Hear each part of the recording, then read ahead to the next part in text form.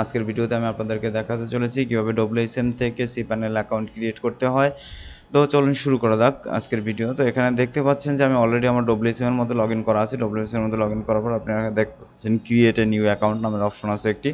এখানে WHM এর যত ধরনের টুল দরকার হয় সব ধরনের টুলগুলোই আপনারা অলরেডি পেয়ে যাবেন। তো এরপর আমি এখান থেকে দেখতে পাচ্ছেন যে এখান থেকে আমার ডোমেইন নামটাকে আমি কপি করে নিলাম। দেন ডোমেইন নামটাকে কপি করার পর এখানে দেখেন অটোমেটিক্যালি আমার জন্য একটা ইউজার নেম জেনারেট করে দিয়েছে। এরপর এখানে আমি পাসওয়ার্ডটিও আমি জেনারেট করে নিচ্ছি সিস্টেম থেকে। দেন আমরা ইউজ দিস পাসওয়ার্ড করে নিলাম। এখানে আমি আমার ইমেলটি বসিয়ে দিলাম। ইমেল বসাতে দেওয়ার পর এখানে চুজ এ প্যাকেজ, এখানে চুজ এ প্যাকেজ অপশন আমার ডিফল্ট করা আছে। এখানে চাইলে আপনারা cPanel থেকে আপনাদের মতো করে প্যাকেজ ক্রিয়েট নিতে পারেন, অথবা সিলেক্ট অপশনাল ম্যানুয়ালি। এখানে যদি আপনারা ম্যানুয়াল কোনো প্যাকেজ ক্রিয়েট করতে চান, যেমন ম্যানুয়াল প্যাকেজগুলো যেমন আমরা যখন cPanel থেকে কোনো cPanel কিনি বা কোনো সার্ভার কিনতে যাই, হোস্টিং কিনতে যাই, তখন আমরা বিভিন্ন ধরনের প্যাকেজ কিনে, যেমন 10 GB, 20 GB, 5 GB, 2 GB, এরকম বিভিন্ন ধরনের প্যাকেজ কিনে। তো সেখানেও আপনারা এভাবে করে প্যাকেজগুলোকে ক্রিয়েট করে সেল করতে পারেন। যেমন ধরেন যে এখানে ডিস্ক স্পেস বলতে একটা অপশন আছে, যেমন এখানে এমবি দেওয়া আছে, এখানে কত এমবি মানে কত, সেক্ষেত্রে আপনি সেটা এমবিতে কনভার্ট করে এখানে বসিয়ে দেবেন। যেখানে আমার আনলিমিটেড দেওয়া আছে, এখানে মান্থলি ব্যান্ডউইথ প্যাক, এখানে কত জিবির আসলে নিতে চাচ্ছেন সেটাকেও আপনারা কনভার্ট করে নেবেন। যেমন এখানে দেওয়া আছে এমবি, এখানে এমবিতে আপনাকে ভ্যালুটিকে বসাতে হবে। এখানে এফটিপি অ্যাকাউন্ট কতগুলো দিতে হবে সেটা আপনি এখানে ক্রিয়েট করে দেবেন, যে 5টা বা 10টা এফটিপি অ্যাকাউন্ট ক্রিয়েট করতে পারবে এই টাইপের। ইমেল অ্যাকাউন্ট আসলে কতগুলো ক্রিয়েট করতে পারবে সেটার একটা লিমিটেশন করে দিতে পারেন আপনি এখানে।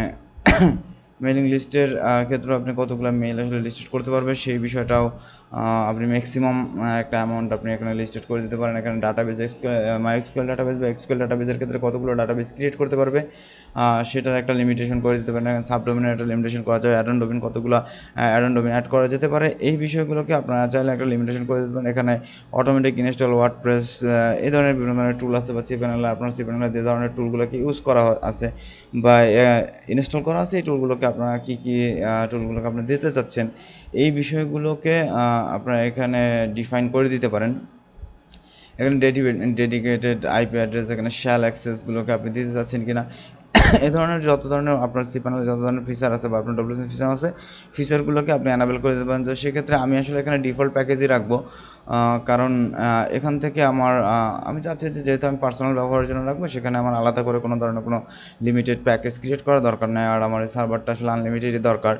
তো এখানে চুজ প্যাকেজে আমি আমার ডিফল্ট রাখলাম, যেটা আনলিমিটেড অবস্থায় থাকবে। এবং cPanel থিম এখানে আছে ইংলিশ, লোকেরা এখানে ইংলিশ দেওয়া আছে ল্যাঙ্গুয়েজের ক্ষেত্রে।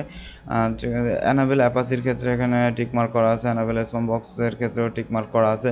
এখানে মেল অ্যান্ড রাউটিং সেটিংসের ক্ষেত্রে আপনারা এখান থেকে আপনাদের মতো করে সেটিং করে নিতে পারেন, যেমন local mail exchanger, backup mail exchanger, remote mail exchanger, এগুলোকে আপনারা সেটিং করেন, যদিও এটা অপশনাল। রিসেল অ্যাকাউন্টের ক্ষেত্রে আপনারা আপনাদের মতো করে রিসেল অ্যাকাউন্ট, যদি আপনি চান যে যখন একজন হোস্টিং নিয়ে রিসেল করে থাকে এ ধরনের অ্যাকাউন্ট দরকার হয়, সেক্ষেত্রে আপনারা এখান থেকে রিসেল অ্যাকাউন্টকে অ্যানাবেল করে নিতে পারেন। এখানে ডিএনএস সেটিংসের ক্ষেত্রে দেখেন, এখানে ডিএনএস সেটিংসের ক্ষেত্রে আমার যে ডিএনএস বা নেম সার্ভারগুলোকে আছে, এখানে আমার নেম সার্ভার দুটো দেওয়া আছে অলরেডি। তো আমি জাস্ট এখানে আমার আর কিছু দরকার নেই, আমি জাস্ট ক্রিয়েট অপশনে ক্লিক করলাম। ক্রিয়েট অপশনে ক্লিক করার সাথে সাথে আপনারা দেখতে পাচ্ছেন যে এখানে আমার একটি cPanel ক্রিয়েট হয়ে গেছে। আমার ডোমেইন নেম, আমার আইপি অ্যাড্রেস, এখানে আমার cPanel-এর ইউজার নেম, এখানে আমার cPanel-এর পাসওয়ার্ড চলে আসছে। দেন আপনার এখানে রুট ডিরেক্টরি, হোম, আনলিমিটেড, এখানে আমার যেমন নেম সার্ভার দেওয়া আছে, আমি আমার নেম সার্ভারটাকে একটু আপডেট করে নিই। যেমন আমি আমার এই ডোমেনের জন্য ক্রিয়েট করলাম, তো সেক্ষেত্রে আমি এখানে নেম চেপে এসে আমি কাস্টম অপশন, আপনার প্রত্যেকটা ডোমেন প্যানেলের মধ্যে আসলে কাস্টম নেম সার্ভার নামের অপশনটি পেয়ে যাবেন।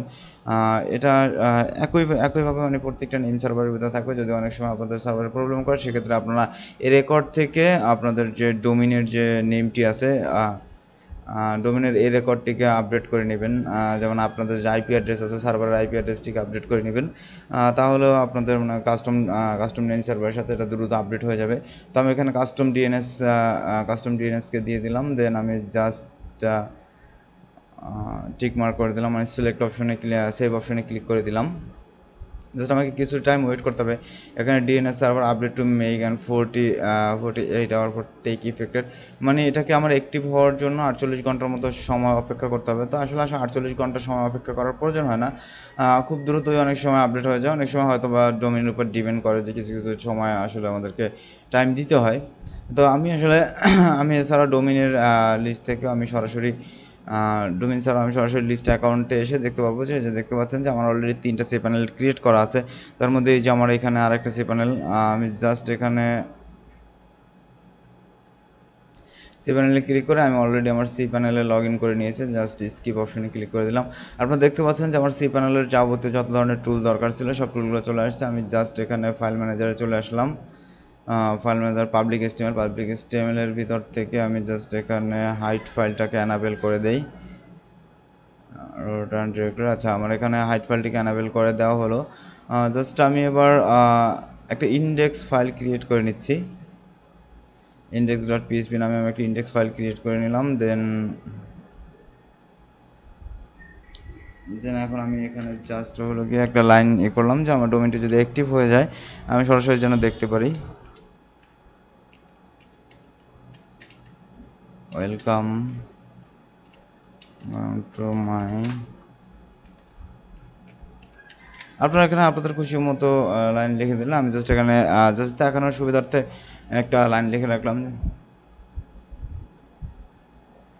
আমি সেভ করে নিলাম। দেন আমি একটু চেক করে নিচ্ছি যে আসলে আমার ডোমেইনটি আপডেট হলো কি না।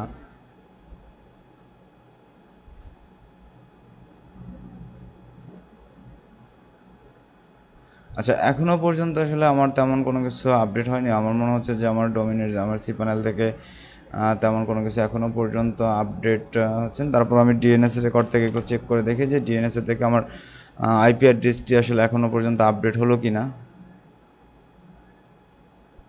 আচ্ছা, আমার কেবলমাত্র আমার আইপি অ্যাড্রেসটি পয়েন্ট হওয়া শুরু করছে। এখানে দেখতে পাচ্ছেন যে আমার এই যে অলরেডি আইপি অ্যাড্রেসটা, এবং এই আইপি অ্যাড্রেসটি আসলে নেম চিপের আইপি অ্যাড্রেস ডিফল্ট আকারে আছে। তো আমার এখানে দেখতে পাচ্ছেন যে আমার যে সার্ভার আইপিটি, আমি আপনাদেরকে যখন অ্যাকাউন্ট ক্রিয়েট করলাম, এটা দেখেন আমার সার্ভার আইপিটি। ডিএনএস চেক দেওয়ার পরে আমি দেখতে পারলাম যে আমার এই যে এখানে একটা আইপি অ্যাড্রেস চেঞ্জ হলো, এখানে এই যে আরেকটা চেঞ্জ হলো। মানে কয়েকটা কান্ট্রি থেকে আমার এই আইপি অ্যাড্রেসটি চেঞ্জ হওয়া শুরু হলো। হয়তো আমাকে কিছু টাইম ওয়েট করতে হবে, সর্বোচ্চ আধা ঘন্টা বা 1 ঘন্টার মতো ওয়েট করা লাগতে পারে, যে এর মধ্যে আমার আসলে ডোমেইনটি অ্যাক্টিভ হয়ে যাবে। তারপর আমি ডিএনএস জন্য একটু চেক করে দেখি যে এখানে বিভিন্নভাবে আপনাদের cPanel মধ্যে থাকতে পারে, ডিএনএস জোন থাকে বা জোন এডিট নামের অপশন থাকতে পারে। জাস্ট আমি এখানে ম্যানেজ অপশনে গেলাম, এখানে আমি কিছু রেকর্ড দেখতে পেলাম। আপনারা চাইলে আপনাদের নিজেদের মতো করে আপনাদের রেকর্ডগুলোকে আপডেট করে নিতে পারেন। তো আমি জাস্ট কিছু টাইম ওয়েট করি, দেখি যে আসলে কতক্ষণ সময় লাগে আমার আসলে এই সার্ভারটি আপডেট হওয়ার জন্য। তো অবশ্যই চ্যানেলটিকে সাবস্ক্রাইব করবেন।